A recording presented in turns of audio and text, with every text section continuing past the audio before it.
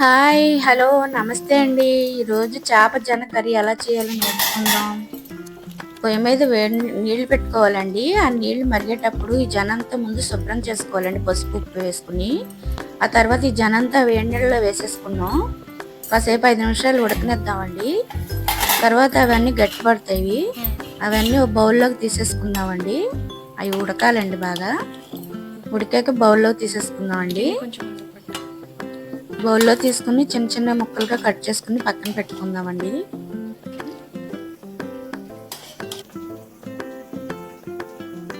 ఆ తర్వాత కళాయి పెట్టుకుందామండి. ఆయిల్ వేసుకుందాం.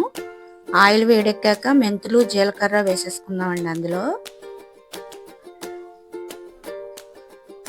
తర్వాత ఉల్లిపాయలు పచ్చిమిర్చి కూడా వేసేసుకుని కాసేపు మగ్గ పెట్టుకుందామండి.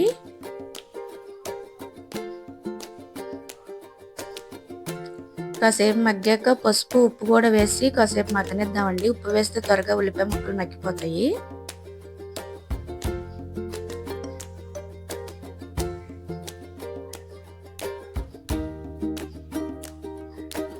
తర్వాత తీసి టమాటాలు వేసుకుందామండి. టమాటాలు కాస్త మగ్గే వరకు ఉంచుకుందామండి. ఈ వీడియో నచ్చితే లైక్ చేసి షేర్ చేయండి. తర్వాత అల్లం వెల్లిపాయ పేస్ట్ కూడా వేసేసుకుందాం అండి అందులో. ఆ పచ్చివాసన అంతా పోయే వరకు వేపేసుకుందాం దాన్ని. కాసేపు మగ్గాక తీసి కారం వేసుకుందామండి. కారం కూడా వేసుకుని పులుసు పోసుకుందామండి, చింతపండు పులుసు.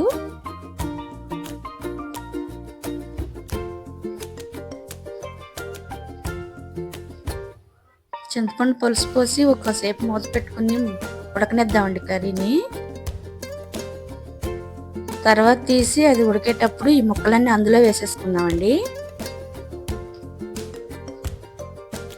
అందులో వేసేసుకుని కాసేపు మూత పెట్టుకుందామండి దగ్గర పడేంత వరకు.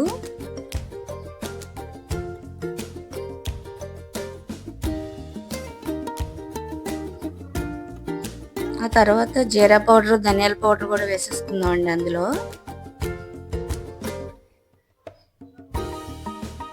కరివేపాకు కొత్తిమీర కూడా వేసేసుకుందామండి. ఆ తర్వాత అవన్నీ వేసుకుని కాసేపు మూత పెట్టి మగ్గనిద్దామండి కూర దగ్గర పడేంత వరకు. ఆ ముక్కలకి ఆ పులుసు అంతా పట్టేంత వరకు మగ్గనిద్దాం కూరని.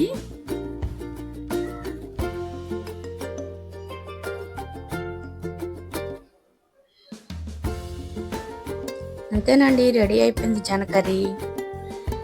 దాన్ని ఒక బౌల్లో తీసేసుకుని సర్వ్ చేసుకుందామండి. టేస్టీ అయిన జన కర్రీ రెడీ అండి. మీకు ఇష్టమైతే లైక్ చేసి షేర్ చేసి సబ్స్క్రైబ్ చేయండి. థ్యాంక్ యూ అండి.